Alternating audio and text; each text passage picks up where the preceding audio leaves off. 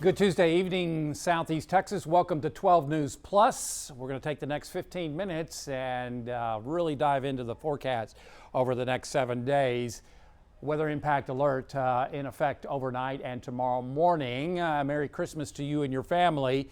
Tomorrow, we expect, after a foggy start, to go to partly cloudy skies with highs in the mid-70s. The fog comes back for old St. Nick with lows in the low to mid 60s, and then we go back to a foggy start for Christmas morning, and then with any luck, partly cloudy skies are expected in the afternoon with highs in the mid 70s. Not quite as warm as 2015 when we got to 82 degrees, but again, not far away either. So one of our warmer Christmases is expected.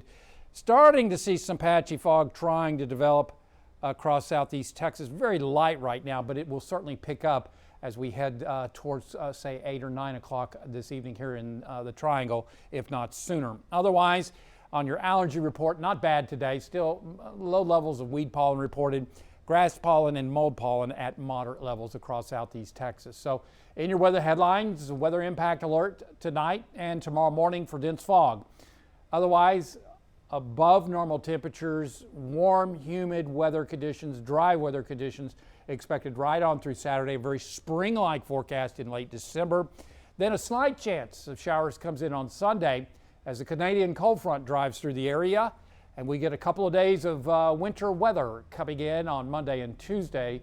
As far as temperatures, we're not expecting any wintry weather, but expecting it to feel like winter. How about that coming up Monday and Tuesday? So again, weather impact alert tonight, roughly from 8 or 9 until 9 a.m. Wednesday morning, and we expect those visibilities could be exceedingly low tomorrow. So please use caution traveling. Visibilities in many locations will be less than a quarter of a mile. So leave early, reduce your speed, use those low beams, increase distance between you and the next car, and pay attention to rapidly changing visibilities and drive for the conditions coming up tomorrow morning.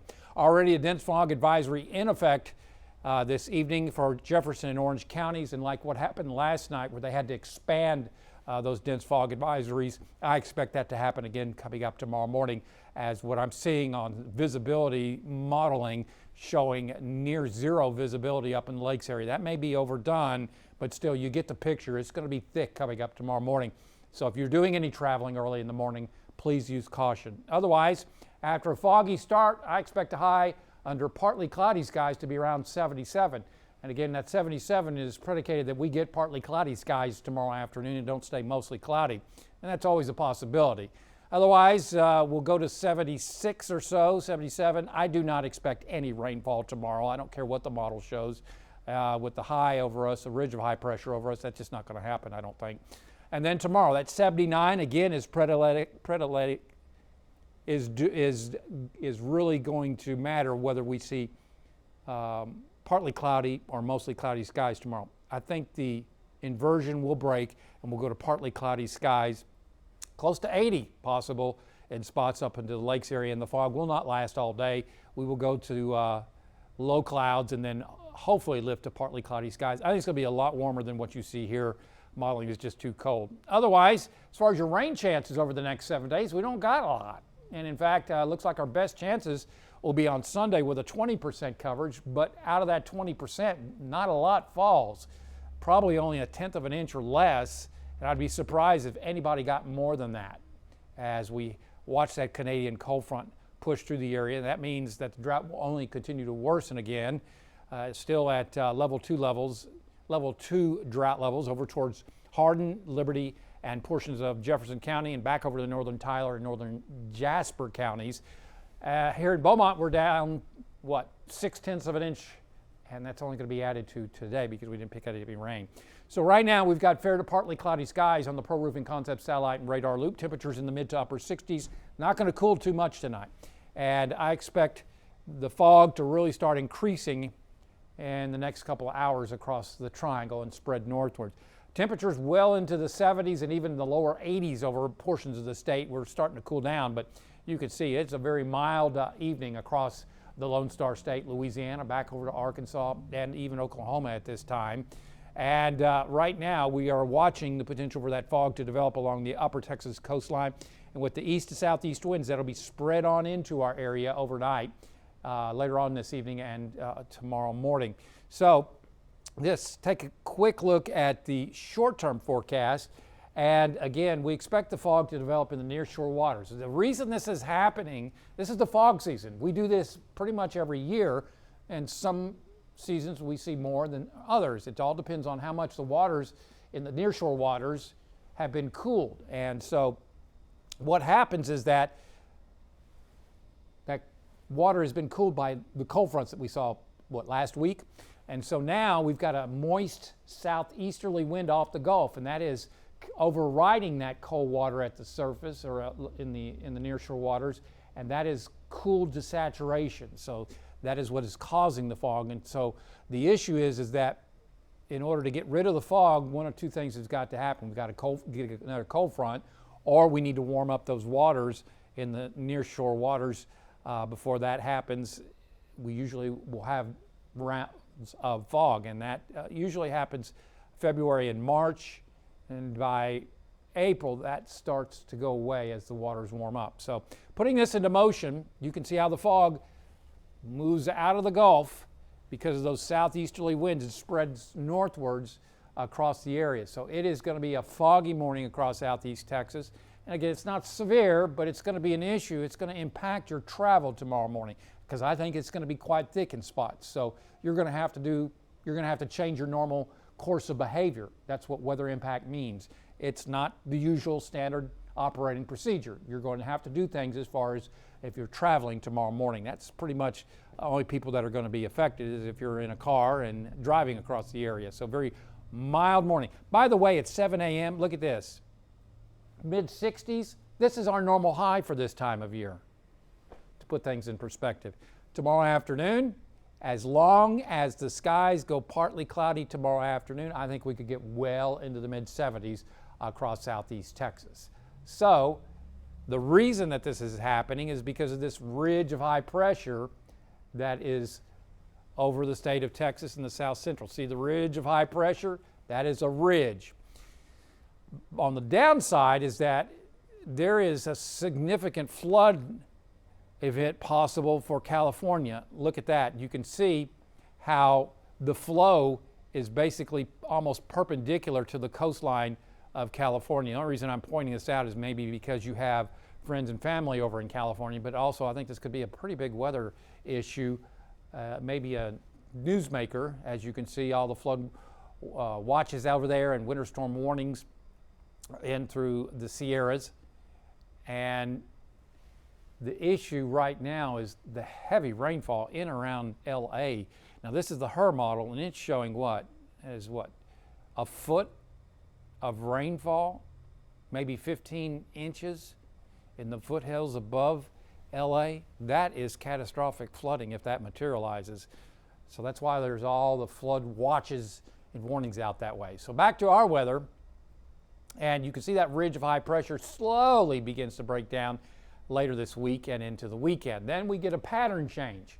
The pattern change is that instead of the ridge of high pressure, we're going to trade it for this trough of low pressure that's going to be coming on in and driving colder Canadian air into our area. Look at the flow. So instead of a ridge, we get a trough and a northwesterly flow. And that's why it's going to turn colder as we head into Monday and Tuesday of next week. So again, normally this time of year we should be around 64 degrees. That's going to be our morning low or thereabouts. And look at this. Wednesday, Christmas, Friday, Saturday, and Sunday. What is that? That is 13 to 14 degrees above normal. That's not record breaking, but it doesn't make it any more enjoyable if you're a cold weather fan or if you like cold weather for Christmas. This is not going to happen this year. However, reality strikes and that trough of low pressure and Canadian cold front comes on in, and we may not get out of the 50s coming up Monday and Tuesday of next week for highs. We'll talk about lows in just a second. Otherwise, on the Gulf, looking at slightly choppy seas tomorrow around 2 feet. Dense fog advisory is in effect, and easterly winds at 5 to 10 knots, water temperature at 68. So our forecast tonight, dense fog could be thick, and we could be talking about a lot less than a quarter of a mile. Low temperatures in the low to mid 60s. Again, that should be about our normal high this time of year. Then tomorrow, provided that we get partly cloudy skies in the afternoon, then I think it's real possible that we'll be in the mid 70s. Some spots could hit the upper 70s coming up tomorrow afternoon. Otherwise, no rain is expected, and we'll see south to southeast winds. Taking a look at your weather impact 7-day forecast. So I've kind of trimmed back the Saturday weather impact alert, but for Wednesday morning, Thursday morning, and Friday morning, weather impact alerts because of several or a few mornings of fog each morning, and it could be dense fog. Now, afternoon highs, mid to upper 70s, we get to partly cloudy. Mid to upper 70s provided we get to the mid to upper 70s because of the potential for partly cloudy skies. Now, over the weekend, the winds may be increasing Saturday morning and Sunday morning, and that will stir up the atmosphere, and that may keep dense fog from forming. It could be more patchy rather than widespread. So I elected to take the one off on Saturday that I had yesterday. Regardless, well above normal temperatures Saturday and also into Sunday. Our normal low this time of year is 44 degrees. So what is that? 22 degrees above normal. So 10 to 20 degrees above normal right on through the weekend. Canadian cold front comes in late Sunday, probably towards Sunday night, with a 20% coverage of showers. This is light stuff, and that pushes through. Our winds shift, become northerly, and increase Sunday night into Monday, and it can become quite breezy. We can see wind gusts coming up Monday up to 20 miles an hour. A lot of clouds hold on. I don't expect any rain. Low of 45, maybe only in the low to mid 50s coming up on Monday.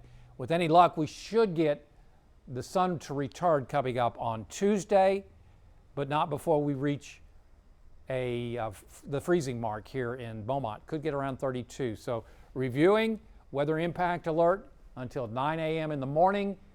Dense fog is likely. It could be very dense, less than a quarter of a mile, so use caution traveling. Very spring-like weekend is expected. Slight chance on Sunday as the Canadian cold front comes through and turning significantly cooler as we head towards early next week with highs in the 50s. And again, could get down to around freezing, even along I-10 here in southeast Texas, closer to 30 up in the lakes area. Now, this is 7 days out, and it probably will change. The question is, will it go colder?